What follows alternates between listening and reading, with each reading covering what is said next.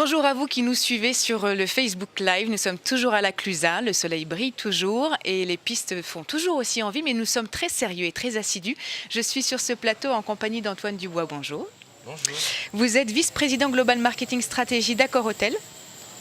En face de moi, Alain Roussel. Bonjour.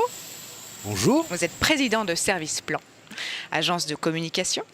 On résume ça comme ça. Et Jean-Luc Chétrid, bonjour, vous êtes directeur général de l'UDA. Bonjour. Autrement appelé Union des annonceurs.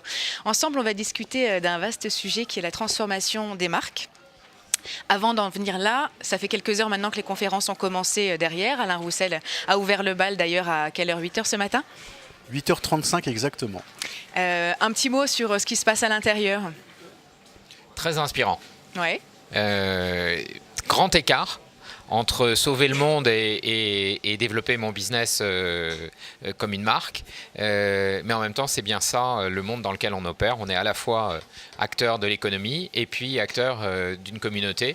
Donc je trouve qu'on traite bien l'ensemble des sujets. Antoine?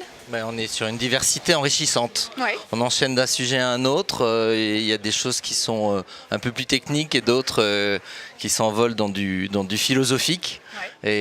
Et c'est ça qui est intéressant. Le digital philosophe. Alain? Oui, pas mieux, non. Je pense que tout le monde vient ici chercher des sources d'inspiration, du rafraîchissement, sortir du quotidien, de la tension du business, et on trouve ce qu'on vient chercher. Ok. Dans ce qu'on a pu ou ce que vous avez pu entendre hier, puisqu'on entend juste finalement le bouche à oreille remonter, on a entendu parler de l'intervention de Marie-Laure Sautier de Chalon qui parlait de confiance. Alors elle en parlait en particulier au sujet des médias, mais on peut appliquer interroger en tout cas cette notion pour les marques. Jean-Luc, j'ai envie de me tourner vers vous pour commencer. Vous en représentez un certain nombre. On est dans une crise de confiance certaine. Oui, c'est une crise de confiance, pas uniquement pour les marques, c'est une crise de confiance des institutions par rapport au grand public. Les institutions, c'est le politique, on le voit bien. La couleur du sommet du digital, c'est le jaune. Ça a été probablement la couleur de l'année 2018 et c'est encore la couleur de l'année 2019. Cette crise de confiance, elle s'exprime aussi vis-à-vis des médias, Marie-Laure l'évoquait, elle s'exprime vis-à-vis des marques, des questions de transparence, de responsabilité et donc fondamentalement de confiance. C'est-à-dire, est-ce que la marque était le repère de la confiance? Est-ce que ce repère reste le maître étalon? Eh bien non. Malheureusement, pour beaucoup de Français, et je dirais au-delà de la France d'ailleurs, parce que le phénomène de baisse de confiance dans les marques et dans les entreprises, c'est un phénomène un peu mondial. Et aujourd'hui, nous, on a un baromètre à l'UDA, avec Greenflex, on mesure cette confiance, et on est à 27% de confiance dans les grandes entreprises et dans leurs marques d'une certaine façon. Et c'était 54% il y a une dizaine d'années. Donc, en gros, la moitié, aujourd'hui, on a perdu la moitié. Perdu la confiance absolument. De ses clients ou de ses consommateurs. Ouais. Alain, tu accompagnes les marques depuis un certain nombre d'années. C'est une crise de confiance que tu ressens dans l'approche de tes clients. Et est-ce que justement la transformation dont on va parler est une solution? Et quelle est-elle? Alors, d'abord, c'est une crise de confiance qui date d'il y a longtemps. On vient d'en parler, ça fait des années que ça dure. Pour des raisons assez simples, c'est que il y a une fable ou quelque chose à retirer de tout ça qui est on récolte ce qu'on sème toujours. À partir du moment où on raconte aux gens que l'on fait ci, que l'on fait ça, que l'on est mieux pour ci, et que ça n'est pas tout à fait vrai, et que les gens s'en rendent compte, finalement, de la confiance, on passe à la défiance. Même si on est toujours sur l'utilité et qu'on peut continuer à consommer la marque, mais avec une distance qui s'est faite dans l'engagement. Donc, ça veut pas dire que c'est fatal, ça veut dire que c'est un problème à régler. Donc deuxième point, oui, les marques ont compris que le greenwashing, que le RSE washing sont des choses desquelles il faut sortir. Et donc quand on dit les choses, il faut le faire avec humilité, s'engager et le prouver. Donc ce mouvement-là est pour beaucoup de marques qui sont les nôtres, enfin quand je dis les nôtres, celles que je gère à travers mes différentes entreprises, mon portefeuille client. D'abord c'est un discours qu'on porte évidemment tout le temps parce que le rationnel est là, mais elles le font. Parce qu'elles sont obligées de le faire, tant mieux d'ailleurs. Les consommateurs le demandent. Antoine, je vous vois opiner du chef. Qu'est-ce que vous inspire ces deux premières réponses? Moi, j'ai une étude en tête qui s'appelle Authenticity 100, parce que c'est une boîte d'études américaine qui fait ça à travers le monde. Et on en retient que 7% des Français jugent aujourd'hui nos marques honnêtes et transparentes. 7%. 7%. Donc en fonction des études, ça varie, mais là on est bas. Alors c'est 13% en Angleterre, ça varie en fonction des pays du monde. Et on note une baisse. Donc les marques qui vont survivre doivent prendre ce point-là. Et on a un espace-temps qui est totalement chamboulé pour une marque aujourd'hui. Avant, on émettait des messages et puis le consommateur les réceptionnait, consommait ou ne consommait pas, vivait l'expérience de la marque ou pas. Aujourd'hui, je pense qu'on est passé dans une communication très collaborative, donc l'espace-temps qui était assez long et contrôlé est devenu très court. Oui. Et en plus, la marque le contrôle plus. Donc il y a tout un schéma de pensée de la part des directions marketing pour pouvoir intégrer cette partie collaborative et de recommandation au sein de la stratégie marketing qui est indivisible. Global, Une ouais. marque, elle est indivisible, c'est tout. Vous en pilotez combien chez Accor Hotel du coup? On a 36 marques 36 dans l'univers marques. de l'hôtellerie et 51 marques au total, parce qu'on a des marques qui sont dans l'univers du B2B. Et vous, à votre poste, vous chapeautez ces 50 marques? Alors il y a la gestion du portefeuille, Ouais. savoir raconter Accor avec l'ensemble de ce portefeuille, ce qui veut dire l'ensemble des expériences. Et après, pour chacune des marques, on a une direction marketing, bien sûr, entendu. qui travaille spécifiquement dessus. Et du coup, si jamais vous deviez avoir une vision d'ensemble, une fois qu'on s'est dit qu'il y a 7% des consommateurs qui ont gardé cette confiance, le levier numéro 1, est-ce que vous avez réussi à en identifier un seul et unique? Parfois, il y a des petits bugs. C'est la caméra, c'est pas moi. C'est l'homogénéité d'expérience. C'est C'est-à-dire l'expérience. que nous, comme on est sur une chaîne et quand même une expérience physique au bout du compte, on a beau dire que bien évidemment il y a du digital dans tout l'univers d'Accor et il y a j'ai un terme anglais qui me vient, je suis désolé, le consumer journey du consommateur dans le train, le parcours client, Ouais. merci. L'expérience, elle reste au cœur de tout ce qu'on fait. Si Ouais. elle est pas homogène partout, forcément il y a une défiance qui apparaît. C'est le premier point sur lequel nous on travaille, c'est vraiment l'expérience. L'expérience qui serait du coup la transformation dans sa globalité, parce que c'est vrai qu'on en parlait très rapidement avant de prendre ce plateau. La transformation d'une marque, ça peut être la transformation de sa posture. Alain, c'est un peu ce que vous évoquiez avec l'engagement. Ça peut être la transformation de son offre avec une expérience plutôt qu'un produit. Ça peut être la transformation d'une marque en média avec un apport de contenu. Ça peut être énormément de choses. Jean-Luc, pour vous, vous êtes aussi au contact d'un certain nombre de marques et même d'industries différentes. Quelle est la... Ouais. Alors, écoutez, c'est une excellente question. Je ne pense pas qu'on puisse là identifier le facteur. Je pense qu'il y a de nombreux facteurs. C'est d'ailleurs, je me permets un petit moment de publicité pour dire que cette question de l'équation de la confiance et quels sont les facteurs qui vont jouer sur cette équation de la confiance, on va le traiter, nous, dans un événement au mois d'avril, le 18 avril, où on va essayer de questionner tous les facteurs. Donc celui de l'expérience a été évoqué par Antoine. Il y a celui de la communication. Le facteur de la communication, la manière dont la communication s'engage dans une démarche plus responsable. Alors ça veut dire quoi, s'engager dans une démarche plus responsable? Ça veut dire par exemple mieux considérer la diversité. La publicité, naturellement, a tendance à raccourcir, et quand elle raccourcit, elle peut stéréotyper. La question, c'est un stéréotype, c'est pas très grave, mais une récurrence de stéréotypes, une permanence de stéréotypes, c'est une représentation de la société qui ne reflète plus la diversité de la société. Or, on a envie de retrouver sur nos écrans, dans la manière dont les marques s'expriment, une partie de notre société et ne pas voir une sorte d'image qui serait complètement déformée. Donc s'engager dans une communication responsable, s'engager dans réduire la récurrence des stéréotypes, c'est le type d'engagement qui participe de cette équation de la confiance. Sur l'engagement et la communication, Alain, forcément, à vous le micro. J'ai deux questions. La première, c'est on a reproché à un moment donné aux communicants de reprendre le développement durable et le vert comme un argument marketing. On en a, voilà ça, greenwashing pour revenir aux anglicismes.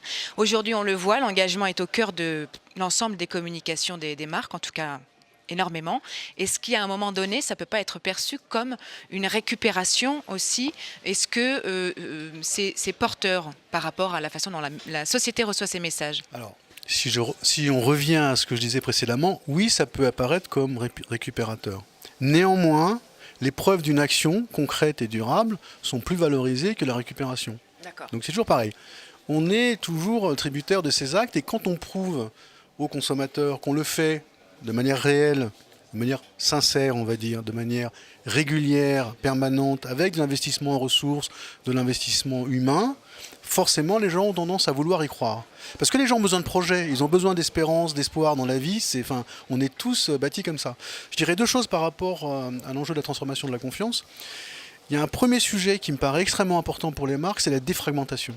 En gros, le digital a tout bouleversé et ce faisant a défragmenté les prises de parole.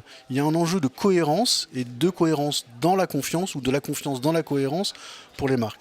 Le deuxième point qui me paraît extrêmement important, on en parlait tout à l'heure, c'est la co-construction. C'est-à-dire une des manières de retrouver le lien et l'engagement, c'est réellement co-construire avec les marques des produits, des services. Ce qui est en train de se passer avec les clients, avec les clients, oui. avec les consommateurs et les clients ou les prospects. Ce qui est en train de se passer au niveau de la société après cette émergence des gilets jaunes et en tout cas des demandes derrière ces événements qui se passent récemment, il se passe la même chose au niveau du monde marchand.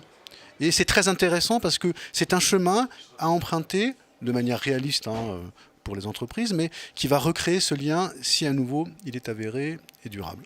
Ok. Est-ce que ça complique la tâche d'un communicant? Parce qu'à un moment donné, quand il y a quelques années, il s'agissait de communiquer pour une marque, un produit. Finalement, c'était un objet assez identifié. Aujourd'hui, on parle d'expérience, justement. On parle d'une expérience de marque. On parle, si jamais on prend les hôtels de votre groupe, ce n'est plus seulement des nuitées ou une qualité d'hébergement. C'est un ensemble de services. Vous allez proposer des choses qui vont bien au-delà de votre cœur de métier. Est-ce que c'est compliqué aujourd'hui? C'est très compliqué. C'est très compliqué, mais c'est formidable.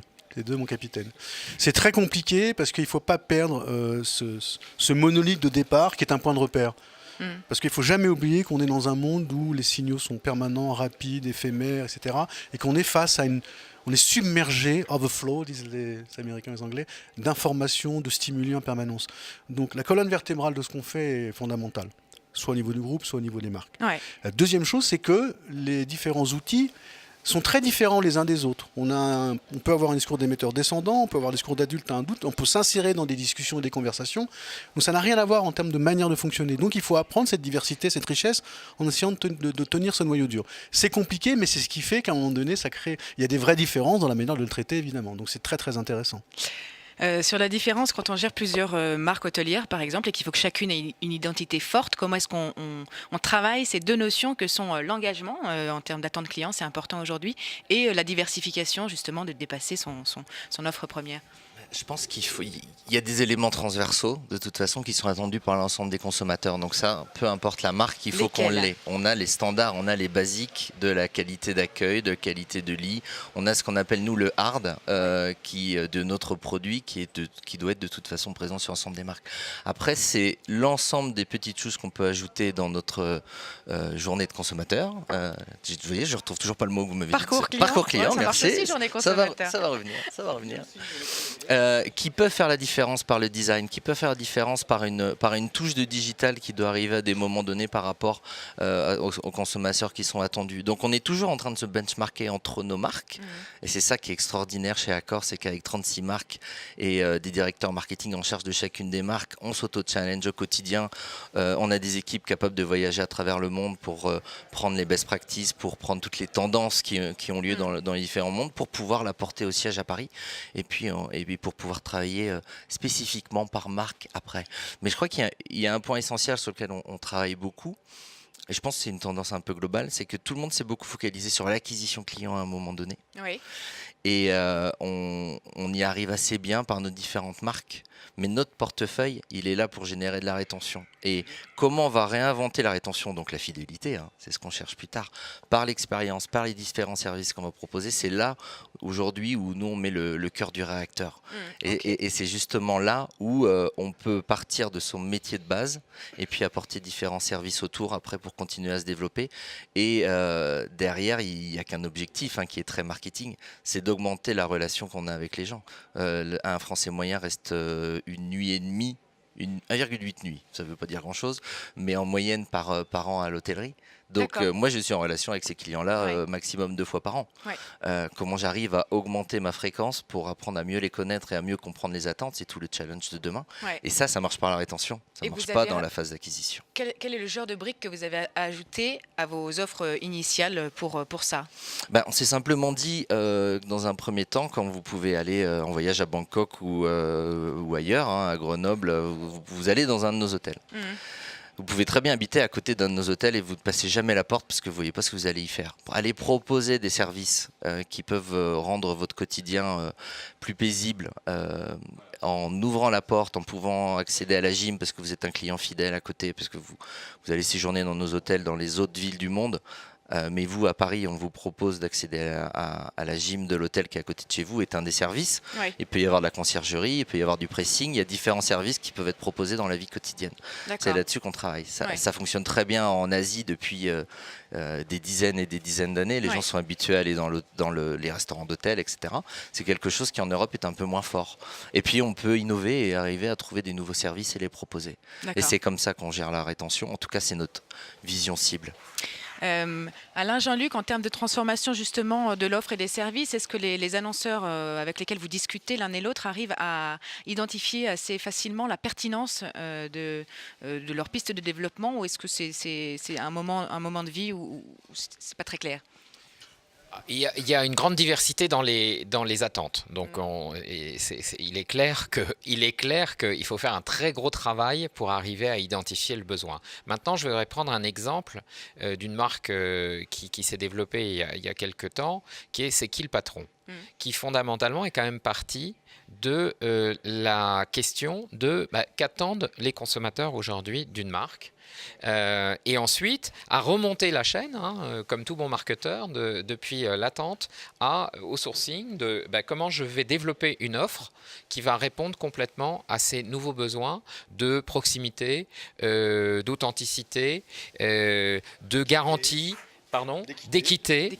Et donc, une marque comme celle-là, évidemment, elle challenge toutes les autres grandes marques, mais tout le monde y va. Lactel est allé aussi dans la même démarche, et je sais que si vous prenez L'Oréal à développer une gamme bio, donc je pense qu'il y a un mouvement de fond qui est d'écouter de plus en plus. C'est plutôt une bonne nouvelle, on réinvente rien, parce que parfois dans nos métiers on a l'impression qu'on n'invente rien. Écouter son consommateur, moi qui ai fait quelques années chez Procter, on commence par ça quand on commence ses premières années de marketing. Donc rien n'est neuf de ce point de vue, ce qui est neuf c'est la manière de l'écouter et ensuite la diversité des besoins auxquels on doit répondre. Alain, le mot de la fin. Pas mieux, si ce n'est, il y a un enjeu fondamental de l'exécution.